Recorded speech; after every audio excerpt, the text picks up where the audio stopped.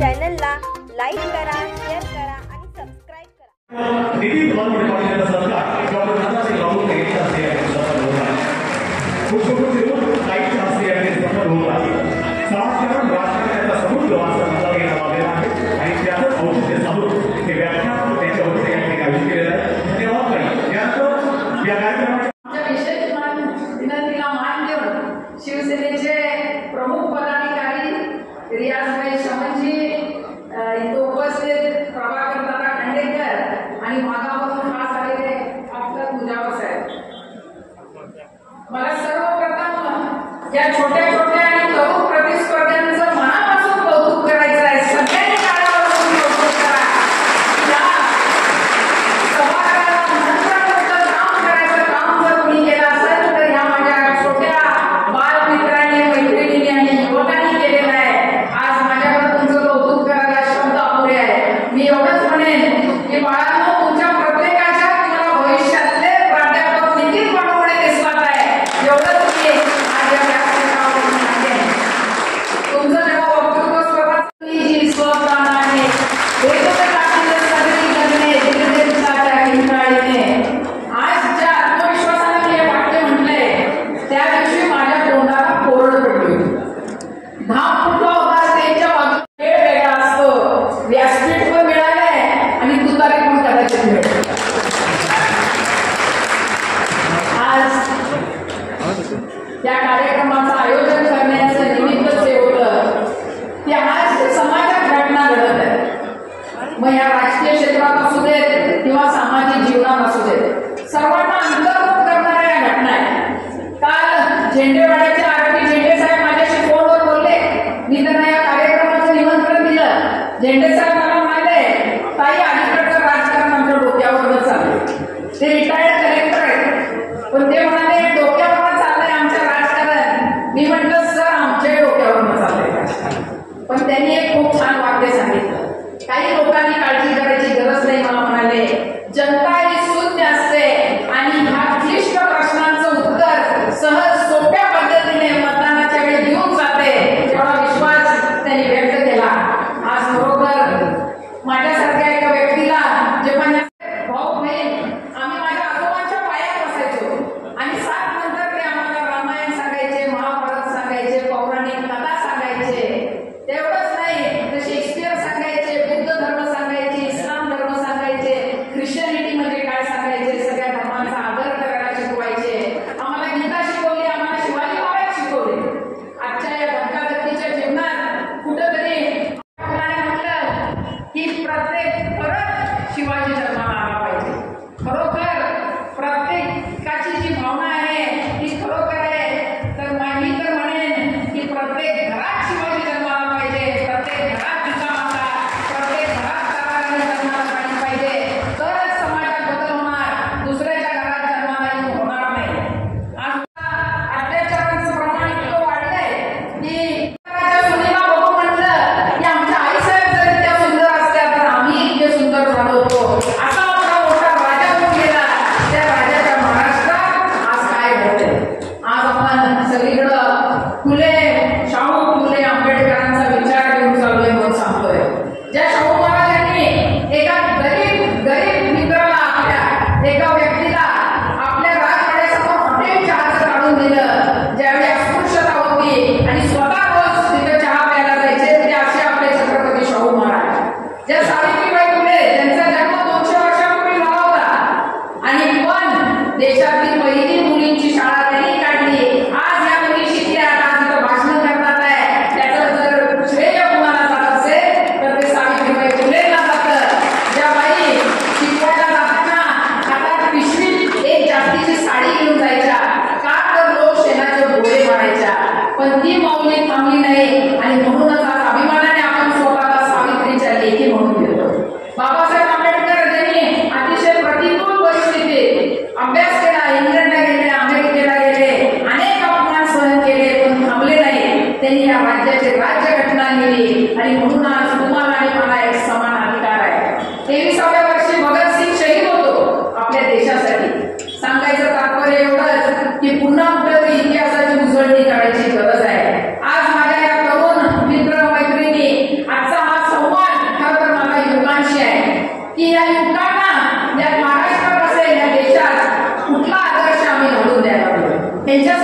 चांगलं उदाहरण ठेवणं गरजेचं आहे. आणि ह्या देशात असेल या जगात असेल तर छत्रपती शिवाजी महाराजांसारखं मोठं उदाहरण कुठलं नाही आहे. आणि म्हणूनच हे आज शिवव्याख्यान तिथं आयोजित केलेलं आहे. आपण सर्व आतुरतेने वाट बघत आहात प्राध्यापक नितीनजी मालुडे पाटलांचं व्याख्यान ऐकायला. आम्ही पण आतुरलेलो आहोत, त्यामुळे आम्हाला जास्ती वेळ घेणार नाही. आपण सर्वजण इथं आलात, मी आपल्या सर्वांचं मनापासून आभार मानते. आणि जे परीक्षक म्हणून इथं आलेले आहेत ते P D. Patil sir, Tanaji Chougule sir आणि प्रकाश चौगले सर, तुमचेही मी मनापासून आभार मानते. नितीनजी मालुडे पाटील साहेब, आपण आमच्या विनंतीला मान देऊन इथं आलात, तुमचे मी आभार मानते व माझे 2 शब्द संपवते. धन्यवाद.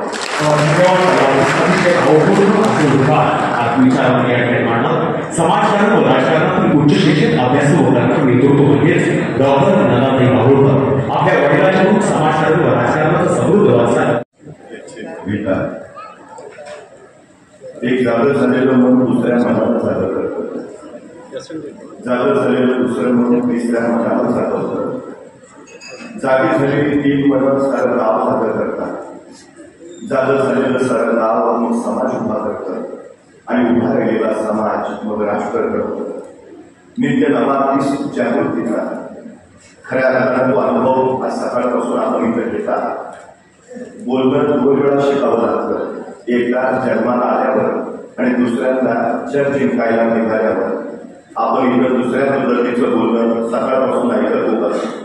त्या चिमण्या मुलांना ज्यावेळी गरुडाचे पंख लागतील आणि उद्याच्या नव्या आकाळात ज्यावेळी भराऱ्या मारतील त्यावेळी या मातीतून निघालेला स्पर्श गंध ती निश्चितपणे स्मरणात ठेवतील. आदरणीय बाबासाहेब कुपेकर फाउंडेशनच्या वतीनं आयोजित केलेला हा सोहळा, त्या सोहळ्यासाठी या ठिकाणी उपस्थित असलेले सन्माननीय प्राध्यापक गुराडे सर, ज्यांच्याकडे नतमस्तक व्हावं त्या आदरणीय संध्यादेवी कुपेकर, सन्माननीय रामराजे कुपेकर, श्री रियाजभाई प्रभाकरजी खंडेकर, प्रल्हाद मुजावर, विलासरावजी पाटील, सन्माननीय शिवाजीराव सावंत आणि त्यांच्या नेतृत्वाखाली संयोजनाखाली आजचा हा सगळा सोहळा पार पडतोय त्या सन्माननीय नंदाताई माहुरकर. खरं तर आपण किती उंचीवर पोहोचलो यावर आपलं यश करत नाही, त्या उंचीवर आपण किती जणांना घेऊन आलो यावर आपलं यश करत. या परिसरातला प्रत्येक जण एका यशाच्या उंचीवर पोहोचला पाहिजे यासाठी सातत्यानं समाजकारणाच्या माध्यमानं कार्यरत असणार आहे. खरं तर कोरोनाच्या काळामध्ये विलक्षण कार्य करणाऱ्या आदरणीय नंदाताईंचं कर्तृत्व खऱ्या अर्थानं सन्माननीय बाबासाहेब कुपेकरांचा समृद्ध वारसा पुरवलेला. कोरोनाच्या काळामध्ये असंख्य लोकांना जीवनात तर त्यांनी दिलंच, पण त्याचबरोबर असंख्य मजुरांना त्यांच्या घरापर्यंत पोहोचवण्याचं सगळ्यात मोठं कार्य त्यांच्या हातून घडलं. खरं तर एक घटना मला डॉक्टर माहुरकरांनी सांगितली की ज्यावेळी एक महिला आपल्या गावाकडे निघाली होती, ती गर्भवती होती आणि अशा वेळी तिला पोहोचायचं होतं. त्या गर्भवती स्त्रीचा जिथं आपल्याशी कुठलाही संबंध नाही अशा एका स्त्रीला पूर्णपणे सहकार्य करत तिला आपल्या इच्छित स्थळी पोहोचवणार आहे. आणि इच्छित स्थळी पोहोचल्यानंतर त्या गर्भवतीला ज्यावेळी मुलगी झाली त्या मुलीचं नाव त्या महिलेनं नंदिनी असं ठेवलं. खरं तर मला वाटतं आपल्या कामाचा याच्यापेक्षा दुसरा कुठलाही मोठा गौरव नसतो. हीच आपल्या व्यक्तिमत्वाची सगळ्यात मोठी उंची असते. खरं तर 350 वर्षापूर्वी छत्रपती शिवाजी महाराजांनी स्वराज्य उभा केलं. त्या स्वराज्याच्या साधनेच्या पौर्णिमा या मातीमध्ये आजही आपल्याला दिसतील. इथल्या मातीला शौर्याचा स्पर्श आहे, इथल्या मातीला पराक्रमाचा गंध आहे, इथल्या द्वारा अजूनही पराक्रमाच्या पोळ्यांचं गाणं जातं. खरं तर अशी पावनभूमी सरसेनापती प्रतापराव रुद्राच्या शौर्यानं पुलकित आणि पुनीत झालेली त्या भूमीमध्ये आपण कार्य करत आहात याचा मनस्वी आहे. जगाच्या पाठीवर सगळ्यात जास्त पुतळे आणि सगळ्यात जास्त स्मारक जर कुणाचे असतील तर ते आहे छत्रपती शिवाजी महाराजांची. माणूस गेल्यानंतर त्यांच्या कर्तृत्वाची स्मारकं उभारणं स्वाभाविक आहे, पण एखाद्या महापुरुषाच्या जिवंतपणीच त्यांच्या कर्तृत्वाची स्मारकं उभारत असतील तर ते त्या महापुरुषाच्या मोठेपणाची सगळ्यात मोठी साक्ष आहे. तसेच विजय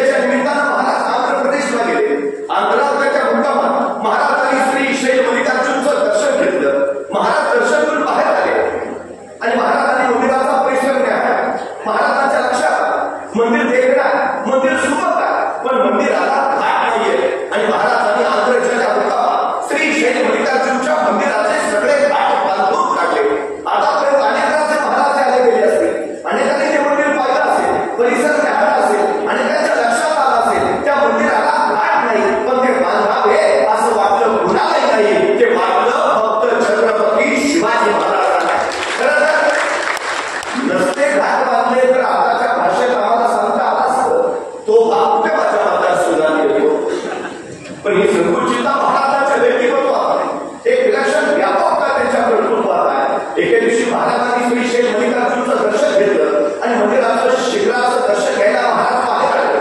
शिखराचं दर्शन घेण्यासाठी महाराजांनी वर पाहिलं आणि महाराजांच्या लक्षात आलं मंदिराच्या प्रत्येक कोपऱ्यावर एक गोपूर आहे, पण उत्तरेच्या बाजूचं गोपूर बांधायचं राहिलं. महाराजांना तत्काळ वाटलं की आपण राहिलेलं गोपूर बांधायला हवं. महाराजांनी आंध्र प्रदेशमध्ये मजूर बोलावले, त्यांना सांगितलं की आपण राहिलेलं गोपूर बांधून पूर्ण करा, किती खर्च येईल. मजूर आणि रक्कम सांगितली. महाराजांनी तत्काळ पैसे दिले आणि महाराज पुढच्या पुढे गेला निघाले. महाराजांनी दिलेल्या रकमेच्या बळावर आंध्र प्रदेशमधल्या त्या मजुरांनी श्री शेष मल्लिकार्जुनच्या मंदिराचं ते 14 गोपूर बांधून पूर्ण केलं. गोपूर बांधून झालं, सगळे मजूर एकत्र बसले, त्यांची चर्चा चालू झाली. ऐसा राजा होते नाही. कित्येकाने गेले, कित्येकाने दर्शन घेतले, कित्येकाने मंदिर पाहिले, कित्येकांच्या घरी आले. 14 गोपूर बांधावयाचे राहिले, पण बांधावे ऐसे वाटले कोणालाही नाही. ते वाटले फक्त छत्रपती शिवाजी महाराजांना. ऐसा राजा होते नाही. या राजाचं अस्तित्व इथं सतत राहायला हवं. या राजांकडून आपल्याला प्रेरणा मिळायला हवी. काय करता येईल? आणि मजूर म्हणाला, आपण असं केलं तर हे जे 14 गोपूर आपण बांधले पूर्ण झाल्या आणि आपल्या हातात कागद वाढ त्यांनी महाराजांच्या मांडीवर ठेवलं आणि त्या महाराजांना म्हणाल्या, मी तुमची दोषी आहे, मी तुमची कैदी आहे. काही शिक्षा द्यायची असेल तर ती मला द्या, पण या माझ्या तान्या बाळाचा या प्रकरणात कुठलाही संबंध नाही. त्याला अवशिष्ट. महाराजांनी आपल्या मांडीवर असलेल्या त्या तान्या बाळाकडे बघितलं, स्मित केलं. चिटणीसाला इशारा झाली. चिटणीस दुधाची वाटी घेऊन आला आणि आपल्या मांडीवर असलेल्या त्या तान्या बाळाला महाराजांनी चमच्याने दूध पाजलं. दूध पाजून झाल्यावर महाराज त्या तान्या बाळाकडे बघत सावित्रीबाईला म्हणाले, हा आमच्या मांडीवर जो आहे ना, तो आमचा भाचा आहे. हा आमचा भाचा आहे. तर तुम्ही आमच्या बहीण झाला, मग कुठला भाऊ बहिणीचा राज्य बळकावतो, कुठला भाऊ बहिणीला सजा देतो, कुठला भाऊ बहिणीला शिक्षा फरमावतो. दादाजी यांचं राज्य यांना परत द्याच, पण आमच्या बहीण म्हणून चोरी बंगडीसाठी यांना नवराज्य जोडून द्या. आणि हा आमच्या मांडीवरचा आमचा भाचा, त्याच्या दूध भातासाठी पतनाची व्यवस्था करा. त्या सावित्रीबाईला काही कळेल. कैसा राजा, कैसा राजा, ऐसा राजा होती नाही. माझं राज्य ताब्यात घेणं राहिलं बाजूला, मला शिक्षा देणं तेही बाजूला. हा राजा मला आपली बहीण मानतो, चोरी बंगडीसाठी मला नवराज्य जोडून देतो, माझ्या मुलाला भाचा मानतो, त्याच्या दूध भाताची व्यवस्था करतो. धन्य धन्य ऐसा राजा होती नाही. या राजांची ही कीर्ती चिरंतन राहिली पाहिजे. म्हणून या सावित्रीबाईंनी या प्रसंगाची 3 दगडी शिल्प तयार केली. म्हणजे महाराज बसले, त्यांच्या मांडीवर ते लहान बाळ आहे, शेजारी सावित्रीबाई देसाई उभा आहे, अशी ती दगडी शिल्प. कधी कर्नाटकला गेला तर धारवाड नावाचा जिल्हा आहे. त्या धारवाड जिल्ह्यात यादवाड नावाचं गाव आहे. त्या यादवाड गावात एक मारुतीचं मंदिर आहे आणि त्या मारुतीच्या मंदिरात सावित्रीबाई देसाईंनी उभारलेलं छत्रपती शिवाजी महाराजांचं हे दगडी शिल्प आहे. महाराजांच्या जिवंतपणी महाराजांचं उभारलं गेलेलं पहिलं मंदिर आहे. ते आहे कर्नाटकमध्ये. 350 वर्षापूर्वी महाराजांनी शेतकऱ्यांच्या भाजीच्या देठालाही हात लावायचा नाही, पण कुठल्या शेतकऱ्यांच्या? आपल्याच राज्यातल्या, आपल्या राज्यातल्या शेतकऱ्यांच्या भाजीच्या देठाला तर हात लावायचा नाही, पण शत्रू राज्यात असा शत्रू राज्यातल्या शेतकऱ्यांच्या भाजीच्या देठालाही हात लावायचा नाही. महाराज स्पष्टपणे सांगताय, परस्त्री माते समान, बाई माणसास धक्का लावायचा नाही. महाराज आणखी स्पष्ट सांगताय, मंदिर, मस्जिद, चर्च हात लावायचा नाही. आपल्याच राज्यातल्या नव्हे, शत्रू राज्यातल्या सुद्धा. आताचं राजकारण हे अंधकारणावरचं राजकारण आहे. 350 वर्षापूर्वीचं महाराजांचं राजकारण हे नैतिक मूल्यांवरचं राजकारण होतं. ही सगळ्यात मोठी वस्तुस्थिती आहे. प्रत्येक प्रसंगात महाराजांनी आम्हाला मूल्य दिलं. राजाच्या पाटलाने का गरीबाची पण दिवसा ढवळ्या तिला भोगली. आता पुरीला पुढची माती झाली म्हणून स्वतःला भिडी झोपून दिलं. वार्ता राजाच्या खाली गेली आणि रशिया सरकारने जे हात त्या बाईच्या पत्राकडे गेले, त्याला त्याचे हात तोडा, पाय तोडा, करा चौरंग त्याचा. आणि राजाच्या पाटलाचा चौरंग मासाहेब. महाराज मासाहेब म्हणला आणि मासाहेबांना म्हणाले, मासाहेब आम्ही योग्यच केलं ना. आणि सरकारच्या मासाहेब जाऊ काय योग्य केलं? त्याचे पातक इतके घातक की त्याला जिभे कामाला नाही. जिवंत का ठेवला? आणि महाराज म्हटले मासाहेब आपलं बरोबर, त्याचं पालक इतकं घातक आहे की त्याला जिवंतच ठेवायला नाही पाहिजे होता, मान्य. पण मासाहेब जीवे मागेला असता तर सवाल संपला असता. मासाहेब हातपाय ओढल्या अवस्थेत हा राजाचा पाटील जिवंत राहील, येणारा जाणारा त्याच्याकडे पाहिल आणि समजून घेईल. या स्वराज्यात जर परत कुणी पायीवर नजर टाकली तर त्याचा असा राजाचा पाटील केला असेल.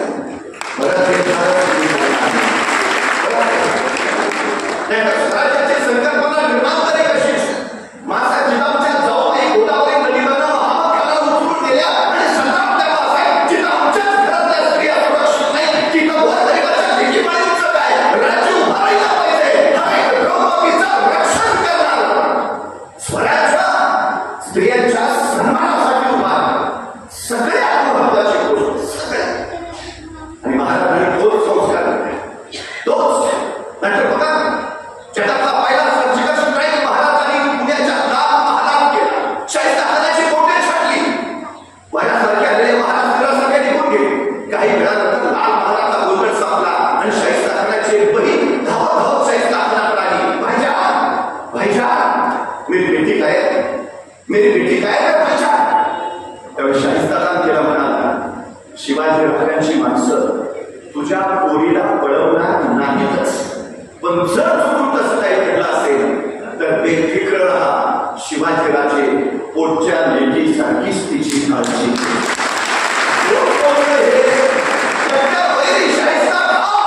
काय चरित्र असेल, काय चारित्र्य असेल स्वराज्यात.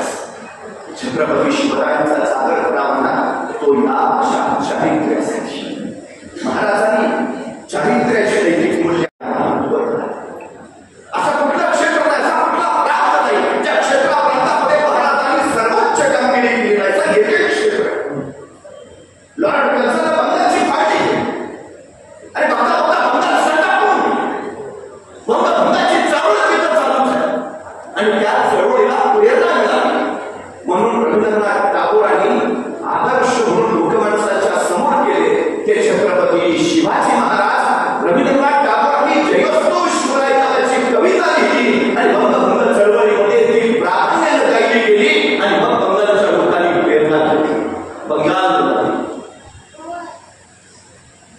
तामिळनाडूमध्ये जातीविरोधी चळवळ सुरू झाली आणि या जातीविरोधी चळवळीला गती आली. म्हणून प्रेरणास्थान म्हणून तिथं लोकांसमोर आदर्श म्हणून उभा केले गेले ते छत्रपती शिवाजी महाराज. तामिळनाडूमध्ये छत्रपती शिवाजी महाराजांवर त्यावेळी एक नाटक उभा केलं गेलं आणि त्या चळवळीला गती दिली. या नाटकामध्ये छत्रपती शिवाजी महाराजांची भूमिका केली अभिनेते गणेशन यांनी. ते गणेशन म्हणजे आताच्या अभिनेत्री रेखाचे वडील. त्या गणेशन यांनी छत्रपती शिवाजी महाराजांची भूमिका इतकी अप्रतिम केली की या नाटकानंतर अभिनेते गणेशन यांना कायमच शिवाजी गणेशन म्हटलं जाऊ लागलं. ही सगळ्यात मोठी गोष्ट.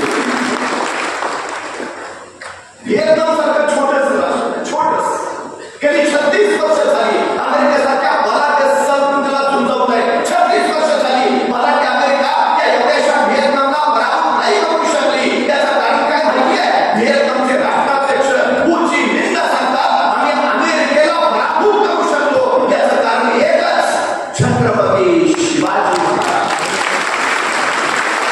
त्या व्हिएतनामच्या परराष्ट्रमंत्री भारतात येतात आणि भारताच्या परराष्ट्रमंत्र्याला विचारतात इथं रायगड कुठं आहे का? मला छत्रपती शिवाजी महाराजांची पावलं ज्या भूमीत उमटली ती माती मस्तकाला लागायची आहे. कोण म्हणतं? व्हिएतनामच्या परराष्ट्रमंत्री. इंग्रजांनी नेताजी सुभाषचंद्र बोसांना नजरकैदेत ठेवलं आणि या नजरकैदेत असताना नेताजीच्या हाती शिवचरित्र आलं. नेताजी सुभाषचंद्र बोस शिवचरित्र वाचत राहिले आणि वाचता वाचता नेताजींची नजर आग्र्याहून सुटका या प्रकरणावर निघाली आणि त्याच प्रकरणातून नेताजींना प्रेरणा मिळाली. महाराज जसे आग्र्यातून देशांतर करते झाले, नेताजींनी तसंच देशांतर केलं आणि नेताजी सुभाषचंद्र बोस स्वातंत्र्यासाठी देशांतर करते झाले. नेताजींनी बाहेर जाऊन आझाद हिंद फौजेची उभारणी केली आणि आझाद हिंद सैनिकांना त्यांनी स्वातंत्र्याचा एकच महामंत्र सांगितला. नेताजी सांगतात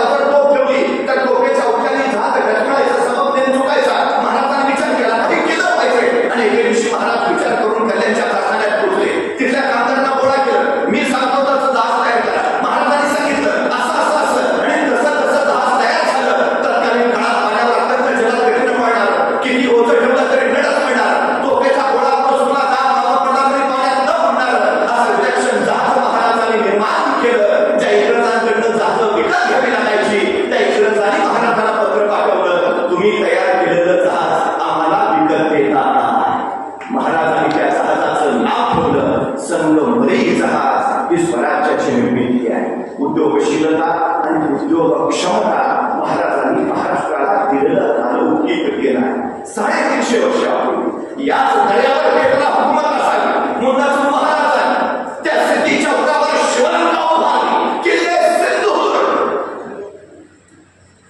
दर्यात महाराजांनी उभा केले. त्या सिंधुदुर्गाचं बांधकाम चालू असताना महाराज ते बांधकाम पाहण्यासाठी गेले आणि बांधकाम पाहता महाराजांचा पाय तिथल्या ओल्या बांधकामावर पडला आणि महाराजांच्या पायाचा कसा उमटला. महाराजांनी सरकट पाय बांधून काढला. तोपर्यंत महाराजांचा हात आधारासाठी तिथल्या चुन्याच्या किनाऱ्यावर पडला आणि महाराजांच्या हाताचा कसा चुन्याच्या किनाऱ्यावर उमटला. महाराज बाजूला झाले. तसे काम करणारे कामगार कळून म्हणाले, धन्य झालो महाराज, आपण इथं सतत असावं अशी खूप इच्छा होती. आपण नसाल पण आपल्या हाताचे आणि पायांचे हे कसे आपण इथंच असल्याची आम्हाला सतत जाणीव करून देत राहतील. महाराजांच्या आयांनी महाराजांचं मान्य केलेलं तिसरं शब्द स्नान काय ते सिंधुदुर्गला महाराजांच्या हाताच्या आणि पायाच्या कशाच्या होता. खरं तर ताई परवा राजकोटला छत्रपती शिवाजी महाराजांचा उभारलेला पुतळा 8 महिन्यात कोसळला. भ्रष्टाचाराने इथली व्यवस्था कशी पोखरली गेली ते दर्शवित तो कोसळला. खरंच आम्हाला शिवाजी महाराज कळले ना, नाहीतर तो सिंधुदुर्गाचं बांधकाम चालू असताना महाराजांनी सिंधुदुर्ग माती वाहून जाईल आणि बांधकाम ठिसूळ होईल. किती काळजी घेतली महाराज, किती काळजी. अहो महाराजांनी पाठवलेलं ते पत्र जरी वाचलं असतं तरी राजकोटचा पुतळा कोसळला. किती अद्भुत आणि अलौकिक महाराजांनी तुमच्यासाठी ठेवलंय, किती विलक्षण आहे. हे उभारलं तरी कसं निर्माण झालं सगळं. शहाजीराजांनी महासाची टाकलेले निर्णय केले. थोडे संभाजीराजे शहाजीराजांबरोबर कर्नाटकात राहतील, ते कर्नाटकात आपला पराजय विस्तार करतील आणि आपले पुत्र शिवबाराचे महासाची सोबत पुण्यात जातील आणि ते पुण्यात राज्य विस्तार करतील. 12 वर्षाचे शिवबाराचे महासाची सोबत निघाले. आता आपल्या 12 वर्षाच्या पुत्राला एका ठिकाणी काय द्यावं? आपला 12 वर्षाचा पोरगा जर कुठे निघाला तर आम्ही काय देतो? त्या वेळेवर खा. अधिकच काळजी असेल तर आई सांगते नीट जा नीट ये. फारच काळजी असेल तर आई म्हणते बसमध्ये बसताना आपल्या सीटवर बस. पण कुठं का नाही, कुठं कुणी ठोकलं तरी तू सुरक्षित, मागणं कुणी खडकलं तरी तू सुरक्षित, बाळा तू चांगला पाहिजे. पण 12 वर्षाचे शिवबाराचे मासाहेबांच्या सोबत जेव्हा पुण्याकडे निघाले त्यावेळी पिता शहाजीराजांनी आपल्या या पुत्राला काय दिलं? स्वप्न दिलं, ध्येय दिलं, महत्वाकांक्षा दिली. स्वतः शहाजीराजांनी संस्कृत मधून लिहिलेली मुद्रा आपल्या पुत्राच्या हाती ठेवली. काय होतं मुद्रे? प्रतिपक्ष चक्रदेव पाकिष्णू विश्ववंदिता शहाजनो शिवाचास्य मुद्रा भद्राय राजते. हे प्रतिपदेच्या चक्राच्या कलेप्रमाणे तुमचं राज्य वाढत जाईल आणि एक दिवस ते विश्वाला वंदनीय होईल. शिवबाराचे अजून मुद्रातच आहेत. अजून पुण्यात यायचे, स्वराज्याला सुरुवात व्हायची आहे आणि त्याच्या आधीच पिता सांगतायत आम्हाला खात्री आहे तुम्ही राज्य करालच. शहाजीराजाने असं नाही विचारलं जमेल का, करा नाही तुमच्याच्यानं होईल का? सवालच नाही, ठेवणारच. आपल्या पोरांच्या चुका काढण्यापेक्षा त्यांचं कौतुक करायची संधी शोधा, म्हणजे पुढे इतिहास घडवतील.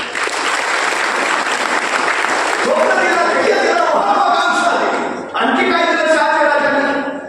छोटं मंत्रिमंडळ, राज्य उभा राहणारच आहे. तुम्हाला तुमचं स्वतःच मंत्रिमंडळ उभा करायचंच आहे. आता हे छोटं मंत्रिमंडळ घेऊन जा. किती खात्री आहे, किती विश्वास आहे. आणखी काय दिलं शहाजीराजांनी? भगवा ध्वज केला आणि सांगितलं उद्याच्या उभा राहणाऱ्या तुमच्या स्वराज्याचा हा भगवा दौलत ध्वज असू द्या. कोण खात्री?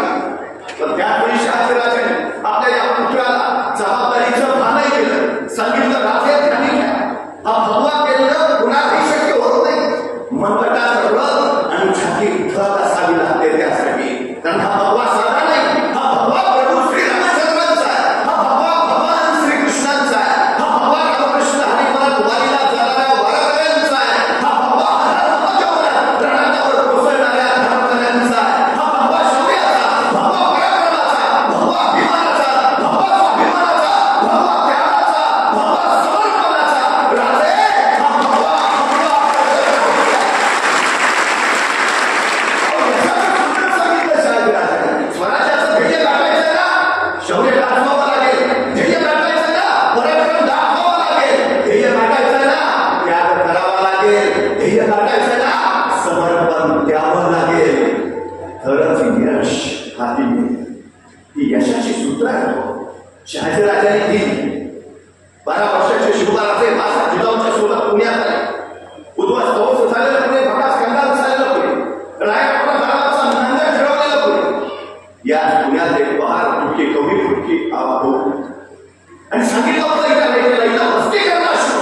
जो कोणी वस्ती करेल त्याचा निर्वांश माणसं परगंदा साई आपल्या आपल्या फिरणं पाया झुंबून घेऊन कशी कशी जगण्यासाठी मरायचं मरण्यासाठी जगायचं एवढाच त्यांच्या आयुष्याचा अभ्यास झाला. अशा पुण्यात आल्या आहेत राज्य करायचंय जाहिरी चालवायचे पण राज्य करावं कुणावर जाहिरी चालवावं कुणावर होता कुठे लग्नात होत्या माणसं होती कुठे माणसं दूर दऱ्यापर्यंत परगंदा मासाहेबांनी त्या परगंदा लोकांना त्यांची साथ या परत या गावात या आणि रैतरी विचारला कुणाच्या भरोशावर आणि कडाक्याची जाऊन तुमच्या शिवबाराच्या भरोशावर या रात्रे समर्थ आहे. पण त्याच वेळी रैतरी गोष्ट आलो मातीच्या उडा उडवल्या गेल्या बाहेर विचार कसे यावं ही दावतरांचा निर्वंश होईल आणि त्या सरशी वाचत झाल्यामुळं मातीच्या उडाची पाल उचलली दूर शिरकाव दिली अंधश्रद्धेचं चोपड चुगारलं आणि कडाक्या मासाहेब मी राहिली तर उद्या माझा झाला निर्वंश तरी आणि आपल्या एकुलत्या पुत्राला सोबत घेऊन मासाहेब तिथं राहिला नाही. बघता बघता रैतूला विश्वास आला अरे मासाहेब काय आपण का नाही रैत करतो लागली घरात सुरू लागली गावात सुरू लागली पण रैते पुढे पुन्हा एकदा प्रश्न पडला गावात राहावं घरात राहावं खावं काय प्यावं काय शेती करावी तर पेरावं काय काय आहे आपल्याकडं आणि नवीन महाराष्ट्रातली पहिली सहकारी संस्था उभा राहिली. या सहकारी संस्थेचं नाव होतं स्वराज्य आणि या संस्थेच्या संस्थापिका होत्या मासाहेब. शेती करण्याची वेळ दिली खतं दिली पहिलं थोड्या दिल्या बघता बघता शेतकरी रानात गेला पेरणी झाली मोत्यासारख्या दाण्याची कणसं लागू लागली शेतकरी आनंदी झाला कष्टाला पडला पण त्या पण काळात गडबड उठला आजूबाजूच्या दऱ्यापर्यंत राजकारणासाठी झाला उभ्या काय खायदोस करायची सगळं ते पाय. रात्री सायंकाळच्या वेळेला मी एका डोंगराच्या पायथ्याकडून निघालो. डोंगराच्या पायथ्याला एक संत्रस्त उभा होता. त्याला मी विचारलं का थांबलाय म्हणला नाही डोंगरावर जायचं आहे. म्हटलं जा नाही अंधार आहे ना. मग मी माझ्या हाताला कंदील केला म्हटलं जा मी घरी निघून आलो. दुसऱ्या दिवशी पहाटे 4:30 वाजता मी परत त्या डोंगराकडे गेलो तर तो संत्रस्त उभा. अरे म्हटलं जाऊन आला वाटतं तो म्हणला नाही गेलोच नाही. म्हटलं का अंधार आहे ना. अरे म्हटलं तुला कंदील दिला होता ना. हो दिला होता ना पण त्याचा उजेड फक्त माझ्या पायातच पडतो मला भीतीला असायचं. अरे खऱ्या माणसा तू चालायला सुरुवात कर उजेड आपोआप तुझ्या पायात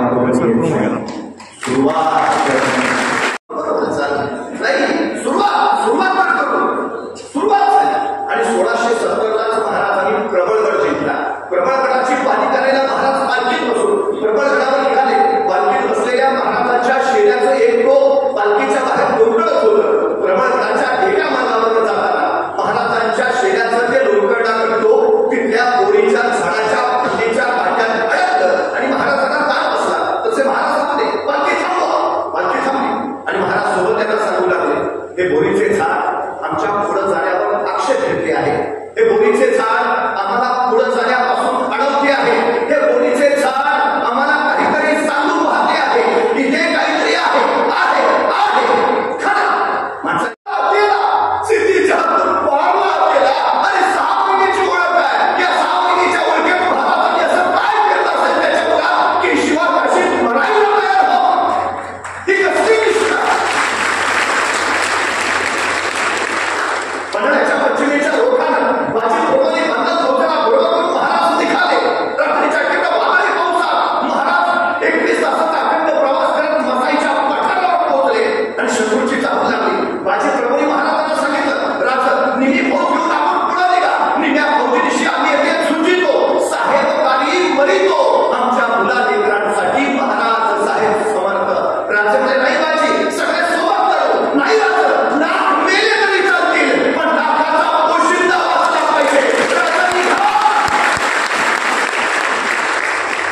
काय निष्ठा हिना पोशिंदीशी दाजे केले आणि त्या भोगली प्रभावासोबत बाजी प्रभू काय इंडियन सुद्धा करायला राहिले. जाऊन सांगा त्या यमाला जोपर्यंत राजे विशाल गावात पोहोचण्याचे लोकांचे आवाज आमच्या कानावर पडत नाही तोपर्यंत हा बाजी प्राण सोडणार नाही. राजे पोहोचल्याचे आवाज झाले आणि शिर तुटले बाजी कोसळले. त्याचा हिंद बाबा किती बाजी प्रभू फुलाजी प्रभू बांधन सगळे वाढले. महाराज त्यांच्या कुटुंबियांच्या सांत्वनासाठी त्यांच्या घरी बाजी प्रभू फुलाजी प्रभूचं नाव सिंध. या दोघांना एकूण 8 मुलं होती. महाराजांनी त्यांच्या कुटुंबियांचं सांत्वन केलं आणि बाजी फुलाजी प्रभूंच्या 8ही मुलांना स्वराज्याच्या सेवेत सार्थक करून घेतलं. अनुकंपा तत्वावर नोकरी ही योजना शिवाजी महाराज. आता जे योग्य वयात आले त्यांना स्वराज्याच्या सेवेत घेतलं. पण काही सैनिक असे असतील, मुलं लहान आहे, तो युद्धावर गेला, मारला गेला. आता त्याच्या लहान मुलांचं त्याच्या पश्चात काय? महाराजांनी आपल्या सैनिकांच्या लहान मुलांसाठी रायगडावर बाल परदेशी गृह उभारलंय. सैनिकांच्या मुलांचं संगोपन, संवर्धन, शिक्षण, प्रशिक्षण हे स्वराज्यातून केलं जायचं आणि ते योग्य वयात आल्यावर त्यांना स्वराज्याच्या सेवेत घेतलं जायचं. मुलांचाही विषय. आता काही सैनिक असे असतील, नुकतंच लग्न झालंय, अजून मुलबाळ नाही, आता तो युद्धावर गेला, मारला गेला, तरी फक्त विधवा पत्नी. आता त्याच्या पश्चात तिचं काय? 350 वर्षापूर्वी आपल्या सैनिकांच्या विधवा पत्नींसाठी महाराजांनी फॅमिली पेन्शनची योजना केली. पेन्शन किती द्यायची तेही ठरलंय. तो सैनिक शेवटच्या युद्धात मारला गेला तेव्हा त्याला शेवटचा पगार जेवढा असेल त्या पगाराच्या निम्मी रक्कम त्याच्या पत्नीला आयुष्यभर पेन्शन म्हणून दिली जायची. पत्नीचंही झालं. आता काही सैनिक असे असतील, अजून लग्न झालं नाही, पण युद्धावर गेला, मारला गेला. आता काही वृद्ध माता पिता, आता त्यांचं काय? आपल्या सैनिकांच्या वृद्ध माता पित्यांसाठी महाराजांनी 350 वर्षापूर्वी शेरी नावाची योजना आणली आहे. दर स्वराज्यातून आधीच शेर धान्य आपल्या सैनिकांच्या आई वडिलांना दिलं जायचं. का? लोककल्याणकारी राज्य म्हटलं जातं. गोरापासून गोरापर्यंत सगळ्यांची काळजी घेतली महाराज. सगळे हे सगळं 350 वर्षापूर्वी. म्हणूनच या देशाची राज्यघटना तयार करणारे डॉक्टर बाबासाहेब आंबेडकर म्हणतात की या देशाची राज्यघटना तयार करताना माझ्या डोळ्यासमोर छत्रपती शिवाजी महाराजांचं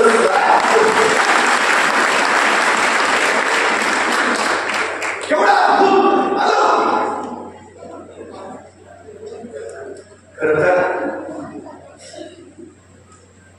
3.25 लाख फौज निर्धाराचे स्वराज्यावर सांगून आहे. निर्धाराचे जो आणि निर्धाराचे निरखनाला म्हणा महाराजांचे गडकोट खेताचे नाणे. जोपर्यंत गडकोटावरची माणसं पडत नाही तोपर्यंत गड मिळणार नाही, आणि जोपर्यंत गड पडणार नाही तोपर्यंत माणसं पडणार नाही. आपलं काही जमणार नाही. या राजांचा जीव गडात नाही, किल्ल्यात नाही, प्रांताला प्रदेशात नाही. या राजांचा जीव आहे इथल्या रयते.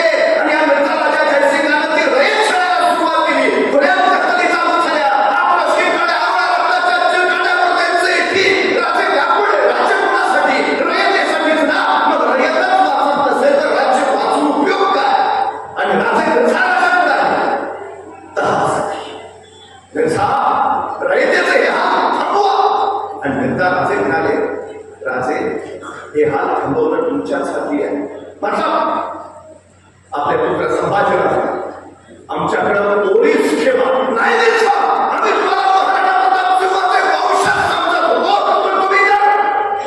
रयतेची फिकीर करावी राजे.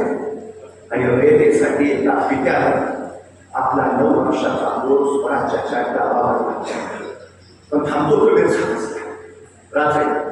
पुरंदराचा आपले 23 केले आम्हाला महाराज. आपण औरंगजेबाची मनसा स्वीकार आणि सत्ता राजे नाही यासाठी नाही अभ्यास केला की तुमची नाटक करावी. यासाठी नाही आमच्या मावळ्यांनी समर्पण केलं की तुमच्या पुढे झुकावावी. यासाठी नाही स्वराज उभा केलं की प्रजांची ताबेदारी पत्करावी. मिर्झा नाही. मिर्झा म्हणाले, राजे विचार करा. रयत वाचायची असेल तर विचार करा. रयतेसाठी राजाने संभाजीराजे औरंगजेबाचं मन स्वतःच.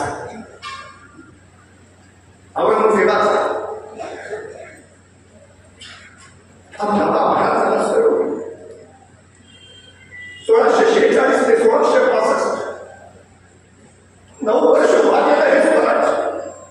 सह्याद्रीच्या वाद्यावरचं हे गडकोट आणि डवळानं ओळखणारा तो धाबा तंत्रज्ञ यासाठी उभारलं. फडक्यांच्या पायावर खाऊन राजे आपल्या चढत राहिले. रथांच्या गुहात सडत राहिले. आम्ही स्वातंत्र्यासाठी झगडतो आहोत आणि मंत्री हे परतंत्र. रायगडाच्या माथ्यावर रात्री राजे हेरसाऱ्या म्हणतात विचारचक्रात उतरत राहील आणि महाराजांची ही व्याकुळ अवस्था घोड्यांच्या बागेत काम करणाऱ्या एका शिलेदाराला नाही. त्या शिलेदाराचं नाव होतं कटोजी गुरुसाई. आपल्या राजा इतके चिंते आणि संतापा करतोच माझ्या राजाच्या जीवाला घोर लावणाऱ्याला बिलगोर झोपू नाही गेला. आणि क्षणभर या करतोजीने विचार केला आणि काही विचार करून त्यांनी रायगड सोडला. पांढरा निशाण फडकावत बघता बघता मिर्झाराजाच्या सिंहाच्या छावणीच्या बाहेर तो पोहोचला. भाल्याच्या टोकावर काही करून त्याला मिर्झाराजाच्या सामने मिर्झाराने विचारलं कोण? करतोजी कुठून जी राजांकडे का आपली चाकरी करावी म्हणतो ना. शिवाजी राजांची माणसं तुटतील पण फुटतील ना. तसे करतोजी म्हणाले तसं नव्हतं पण आता तुमच्या तडाख्यात आमचं राजा काय वाचणार आहे. मग त्यांच्या बरोबर मारण्यापेक्षा तुमच्या बरोबर चालल्याला हे का चांगलं म्हणून आम्ही तुमच्याकडं घ्या की चाकरी मिर्झाला पटलं. आणि दुसऱ्या क्षणी करतोजी मिर्झाराजाच्या छावणीत चाकरीला जातच जीवा पण करतोजीच्या उरात डाव वेगळा. माझ्या राजांच्या जीवाला वर लावणाऱ्याला बिनबोल चुकू नाही गेला. योग्य वेळेची संधीची वाट पाहत होता करतोजी आणि त्याला संधी मिळाली. दशपुरला मिर्झाराजांच्या सिंहाच्या छावणीला पहारा त्याची जबाबदारी त्याच्यावर आली. किंवा सुधारला पहिला प्रहार संपला आणि दुसऱ्या प्रहाराला पहारे द्यायला करतोजी मिर्झाराजांच्या छावणीजवळ आला. एक वार सगळा परिसर निहाळला. सगळीकडे किरण शांतता, सगळे निद्रांती. दूरवर कुठेतरी कुत्र्याच्या केकांड्याचा आवाज नाहीतर पहारेकऱ्याच्या जागीर होची आवडी बाकी सन्नाट. करतोजीनं सगळा परिसर एकदा नीट निहाळून गेला. अलवार मिर्झाराजाच्या छावणीच्या पटावर पडला. मिर्झाराजा मंचेकावर ठार निद्राधीन झोपला.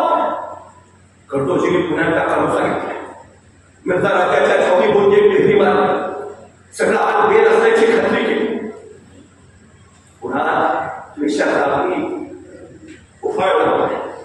पुन्हा एकदा काढोसा घेतला आणि पुन्हा काही काळाच्या विचारसारखा करतोजी सरदेशी मिर्झाच्या छावणीत घुसला. त्याच्या मस्तकावर उभा राहिला. निद्राधीन झालेला मिर्झा त्याच्याकडे पायाने काढावला. करतोजी माझ्या राजाच्या जीवाला घोर लावणाऱ्याला बिलकुल झोपून देत नाही आम्ही. बघता कमरेचा खंजीर काढलं आणि मिर्झावर चालवणार. तो बाहेरच्या करून त्याचा आपल्या खंजीरावर पडला. खंजीर चालवणार मारामारी सावध झाला.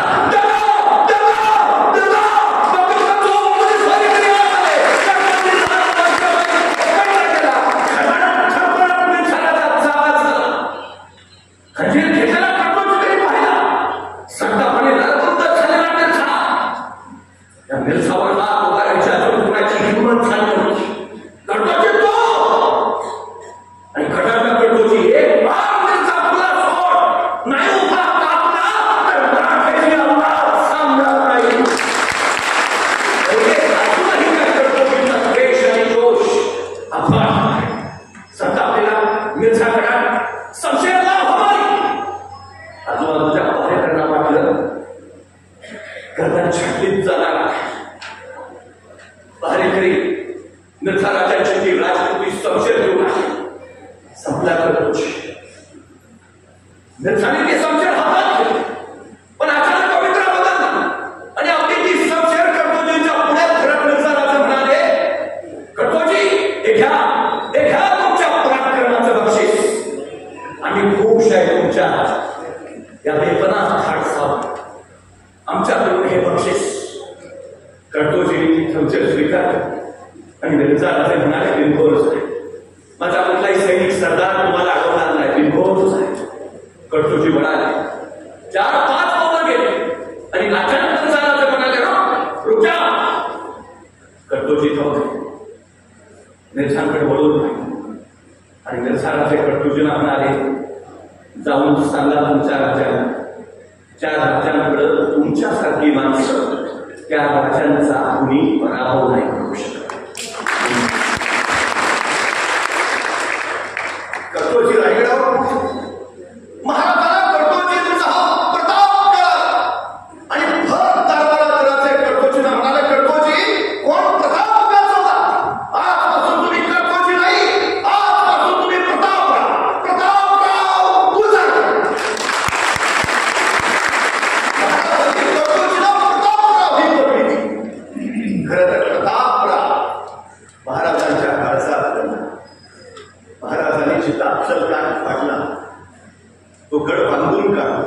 त्याला नाव सुद्धा दिलं प्रताप. महाराणा प्रतापसिंह हे महाराजांचे आदर्श. महाराजांच्या बालेकिल्ल्यातल्या दिवाणखान्यात महाराणा प्रतापसिंहांचं चित्र सदैव असायचं. सदैव भागाच्या चबड्यात हात घालणाऱ्या या कडकोजींना नंतर महाराजांनी किताब दिली प्रताप. महाराणा प्रतापसिंहाजी एकदा त्यांचा सेनापती भामाशाह धावत धावत ठाकूरजी गजब झाला. काय झालं? जहांगीर येतो, 1 लाखाची फौज घेऊन येतो. बरं काय 1 लाखाची फौज घेऊन आपल्यावर हल्ला करायला येतोय? अरे हो की मग ठाकूरजी आपले फक्त 15,000 आहे. बरं ठाकूरजी असं काय करता? त्यांचे 1 लाख आहे, आपले फक्त 15,000 आहे. बरं ठाकूरजी त्यांचे 1 लाख आहेत, आपले फक्त 15,000 आहे. कसे टिकणार? असं आहे का? बरं चला मग मी येतो तुमच्या बरोबर. मी येतो तुमच्या बरोबर. तिने काय केली? 15,000 एक हो, ते 1 लाख आहे. महाराणा प्रतापसिंह म्हणजे तसं नाही. मी 1 लाख आणि तुम्ही 15,000. किती झालं? 1,15,000. ते तर 1 लाख समजायची जी झिगार आहे ना, ती झिगार महाराजांची होती. म्हणून या कडकोजीला महाराजांनी किताब दिली. त्या जिगरीचा स्वराज्यात सगळ्यात जास्त लढाया करणारा सेनापती, स्वराज्याला सगळ्यात जास्त प्रांत जोडणारा सेनापती संभाजीराजांना 10च्या वेळी ज्यावेळी औरंगाबाद देवाचा छत्रपती संभाजीनगरला घेऊन जाणार, त्यांच्या पाठीशी सावलीसारखे राहणार ते सरसेनापती प्रतापराव लक्षण विषय असणार. राज्याभिषेक महाराजांचा जवळ रायगड आनंदाला चिरमत झाला. महाराष्ट्र अवघा आनंदानं प्रकट. राजे छत्रपती होणार या आपल्याची पादशाहीमध्ये मराठा एवढा पादशाह होतोय ही गोष्ट काही साधी होणार नाही. सगळं स्वराज्य रायगडाकडे डोळे राजे छत्रपती होणार. आणि त्यावेळी स्वराज्याचे सरसेनापती असणारे प्रतापराव इथं उघडाच्या तिथं बेलोल महाराजांनी सरसेनापतीवर जबाबदारी सोपवली होती. राज्याभिषेक निर्विघ्न पार पाडला पाहिजे. त्यासाठी स्वराज्याच्या सगळ्या सीमा सुरक्षित करा आणि राज्याभिषेकासाठी स्वराज्य सुरक्षित करा. सरसेनापती प्रतापराव उतार चोहून फिरत त्यावेळी उमराणीला त्यांची गाठ भेडून घालायची पडली. तो हळद सुद्धा झाली. प्रतापरावाच्या शौर्यावर भेदव खान गुडघे टाकून बसला. पुन्हा फिरकणार नाही, पुन्हा महाराष्ट्रात पाय ठेवणार नाही. राव एक वार माफी करा.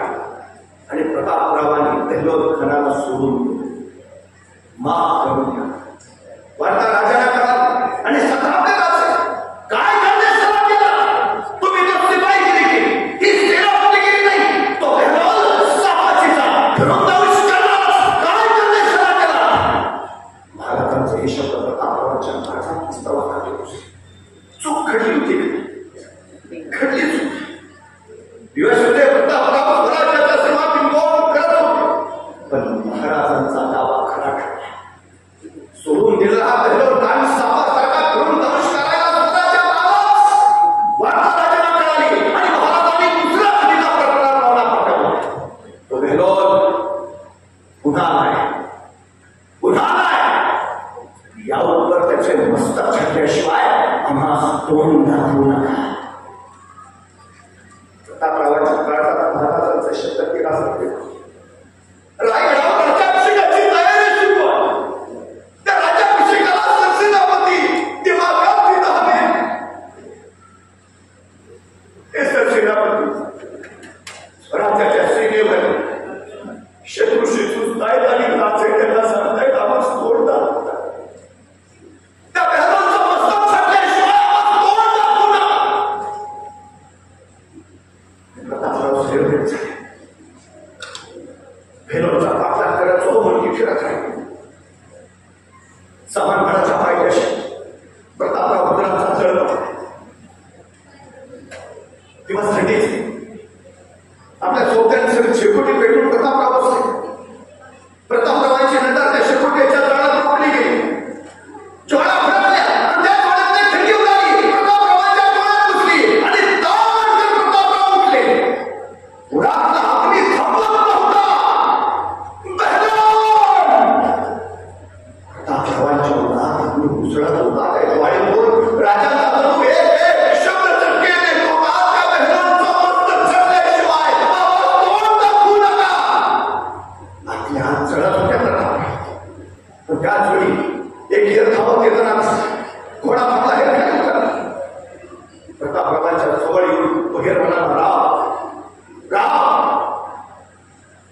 नेसरीच्या खिंडीत बेलोर खानाची छावणी पडली राव आणि त्या ज्वाळ्यात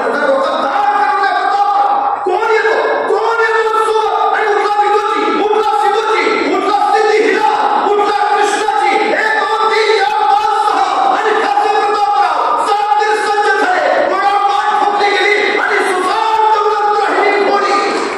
नेसरीच्या खिंडीच्या तोंडात प्रतापाने श्वास घेतला. तेवढा भंग करण्यासाठी पसरल्या बेलोर खानाची छावणी महादेवचा जागृत झाला आणि निद्राधीन बेलोरच्या जमिनीचे 7 तीर कोसळले. तुफान सुद्ध चालू झाली. प्रतापरावांना दिसत होता फक्त बेलोर, फक्त बेलोर. कानात घुमत होते महाराजांचे बोल, तोंड दाखवू नका बस, त्या बेलोरचं मस्तक छाटल्याशिवाय. बघता बघता किरासारख्या प्रतापराव घुसले. जुंड पेटावून चालू झाली. बेलोरचं सैन्य चालत झालं. या 7 वीरांमध्ये पराक्रम उभा राहिलं. समशेरी फिरत राहिल्या. शौर्याचं वादळ उभारून राहिलं. खालून आगवर आग बाजूनी समशेर उसळली सहस्र क्रूर इमानी. गर्दीत लोपले 7 जीव ते मानी. घबसात जळाले अभिमानी बलव्यात बेगात मराठे वीर.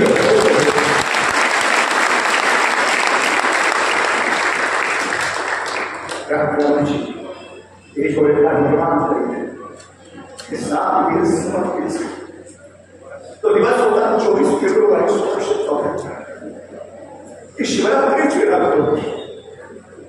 कैलासपतीच्या शिवलिंगावर त्या सह्याद्री पतीच्या या सप्त देवदलांनी रुद्राभिषेक केला. स्वतःला समर्पित केलं. त्यांच्या रक्ताच्या सिंचनानं इथली माती अधिकच तांबडी झाली. विकास इथल्या मातीला स्पर्श आहे तो त्याचा. इथल्या मातीला गंध आहे तो निष्ठेचा. इथल्या मातीचा रंग आहे तो निष्ठेचा. इथला वारा शौर्याच्या गोवाड्यात संगत दगडावर दिसून अजून येत अंदाचा. ओढ्यात तरंगे अजून रंग रंगाचा. क्षितिजात उठतो अजून बेखमातीचा.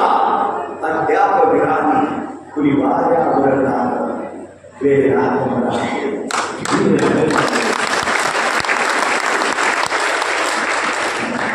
स्वराज्य उभारायवर अशा पराकोटीच्या समाधानावर पराकोटीच्या निष्ठेने सेनापतींच्या पावन पदस्पर्शाने त्याच्या पराक्रमाला पोलिसांनी पुलकित झाली. खरं तर त्या भूमीत आपण ठरवला. त्या भूमीचा पराक्रमाचा संपन्न वारसा आपल्या पाठीशी आहे. आदरणीय नंदाबाई तो वारसा घेऊन पुढे गेला. मला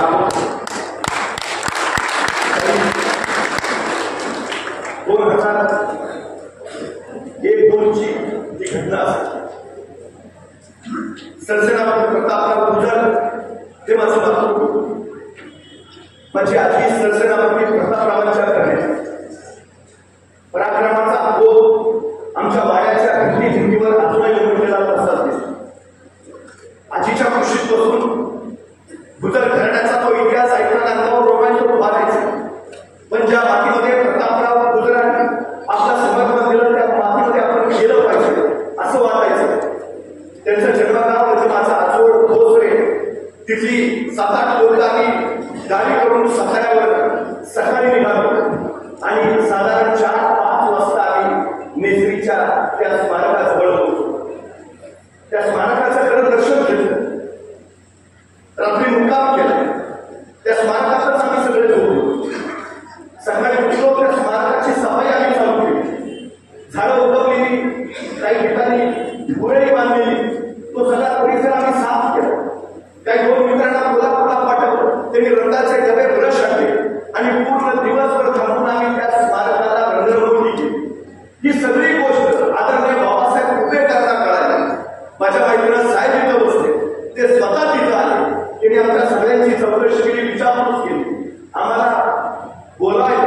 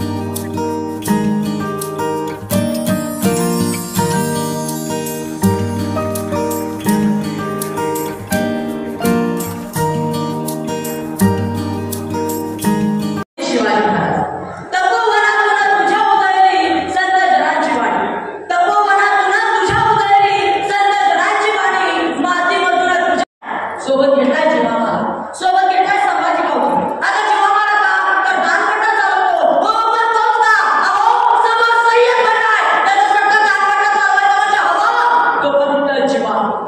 सोबत घेतलाय संभाजी भाऊजी कारण हत्तीसारखा धुपाड आहे. हो पण तोच का अहो कारण पाठोपाठ अफजल खान कसा आहे. आखाड्यात पैलवान उतरवायचे झाले तर एकाच गटाचे असावे म्हणजे कुस्ती राखली आहे. आणखी काही आमरक्षक घेऊन महाराज निघाले. दुपारी 12:30 वाजता निघालेले राजे येताना महाराजांनी सर्वांना जबाबदारी दिली. जीवाला सांगितलं, जीवा तू आमच्याबरोबर आज शामियात यायचं, पण तू माझ्याकडे बघायचं नाही, तू खानाकडे बघायचं नाही, तू कृष्णाजीकडे बघायचं नाही. आमचं काय चाललंय तुला त्याने गेलं नाही, तू बघायचं तर फक्त सय्यदकडे बघ. संभाजी बाबूला सांगितलं, संभाजी तुम्ही आमच्याबरोबर आज शामियात यायचं नाही, तुम्ही शामियाच्या बाहेर, तुम्ही माझ्याकडे बघायचं नाही, खानाकडे बघायचं नाही, कृष्णाजीकडे बघायचं नाही, जीवाकडे बघायचं नाही. आमचं काय चाललंय तुला त्याने गेलं नाही, पण चुकून जर आपलं काय जिवंत बाहेर आला तर त्याला जिवंत ठेवायचं नाही, ही जबाबदारी तुझी. प्रत्येकाला जबाबदारी दिली आणि महाराज निघाले. दुपारी 12:30 वाजता निघाले राजे खानाच्या छावणीच्या बाहेर बरोबर दुपारी 2 वाजता. दुपारी 2 वाजता खानाला वरती मिळाले. त्याला बघितलं 5-5.5 फूट उंचीचे देखणे रुबाबदार राजे शिवाजी आज ते कदम येताना दिसले. त्याला वकिलाला विचारलं, हे शिवाजी. वकिलाला मान हलवली. खान बोलला, पुढे चला. पाऊस मिळाले. आव शिवाजीराजे. काय म्हणले राजे सामने आले. खानाच्या भेटीत गेले. खानाची भेटी आवडली. दगडाकडे वाकडाकडे खाली. खुपसले खानाच्या पोटात. दगड करत दात काढला. बोलता बाहेर पडला. त्याच वेळी जीवामालाच्या दानपट्ट्यानं सय्यदगडाचा हात चाटला गेला आणि इतिहास फुटफुटला. बोलता जीवा म्हणून वाचला शिवा. एक विचार करायचा आहे, जीवा मला ना 1 सेकंद उशीर केला असता तर फार नाही, फक्त 1 सेकंद, तर सय्यद मठाच्या दानपट्ट्यानं महाराजांचं मस्तक छाटलं गेलं असतं आणि मग कळतं आम्हाला महाराजांचं नियोजन. यावेळी हाच का तो का नाही, तानाजी का नाही, जीवाच का, तर याचं कारण हे आहे चौकपर्यंत आहे. नियोजनानुसार असं ठरलं होतं की सर्वांनी घराच्या मागच्या बाजूला भेटायचं. राजा पोहोचले. पाठवण एकेका कक्ष बाजूला. राजाची नजर मिळवली. 1 2 3 4 5 6 7 8 9 सतत नाव होते. 1 2 राहिला मागं, 1 2 राहिला मागं. सर्व अंगरक्षकांनी एकमेकांवर नजर फिरवली. इतक्यात कुणीतरी अपेक्षा फुटला. राजा संभाजी गावचे दिसत नाही. राजे म्हणजे संभाजी तो कडे थांबा. कोठे उतरला तो? इतक्यात संभाजी बाबाची मागणं झपाटा येताना दिसला. एवढा ऐकल्यावर संभाजीला आपला हात बोट गेला. त्याच्या हातात अफजल खानाचं मस्तक होतं. हे मस्तक का पाया मागं. राजे म्हणजे संभाजी हे नव्हता आपल्या विचारात. मग हे नसतं नाटक का केलं का? तो म्हणला, नाही मरतंय का नाही म्हणून. राजे म्हणजे संभाजी जीवाव नका, आम्ही खानाच्या पोटात खुपसली, त्याला जरी झाली विष लावलेलंच होतं. हा असा त्याचा बचाव नव्हताच. मग हे नसतं नाटक का केलं? अहो संभाजी याला कदाचित तुम्ही खानाचं मस्तक छाटत असताना तुमच्या मस्तकावर मार केला असता. काय जबाब दिला असता आम्ही तुमच्या आईला? तुमच्या आई तर म्हणाले असतं, शिवाजी स्वतःचा जीव तर वाचला, आपण माझं एक मात्र खर्च केला नाही. संभाजी एक वेळ अफजल खान केला नाही तरी चालेल, पण स्वराज्याचा एकही मावळा खर्च करता कामा नये. आपली मावळं कमीत कमी कशी पडतील, आपल्या मावळ्यांना